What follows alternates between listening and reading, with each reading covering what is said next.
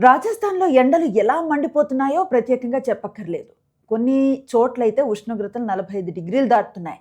అలాంటి పరిస్థితుల్లో బయట ఒక నిమిషం నిలబడటం కూడా చాలా కష్టం.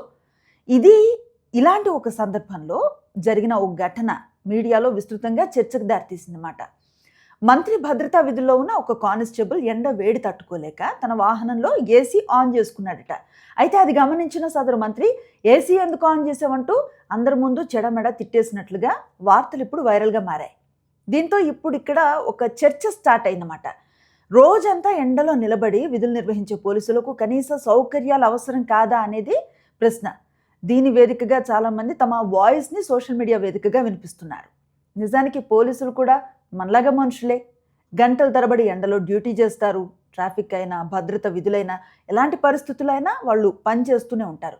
అందుకే చాలామంది అలాంటి పరిస్థితుల్లో ఏసీ వేసుకుంటే తప్పేంటి అని ప్రశ్నిస్తున్నారన్నమాట. నిజానికి ఈ ఘటనకు సంబంధించినటువంటి కంప్లీట్ డీటెయిల్స్ ఇంకా తెలియాల్సి ఉంది. అదేంటంటే ఏం జరుగుంటుంది, ఏ సందర్భంలో మంత్రి అలా మాట్లాడాల్సి వచ్చింది అనే అంశాలపై ఒక పూర్తి స్థాయి సమాచారం అయితే ప్రస్తుతానికి ఇంకా రాలేదు. కానీ ఘటనతో ఒక విషయం మాత్రం మరోసారి చర్చకు వచ్చినట్లయింది.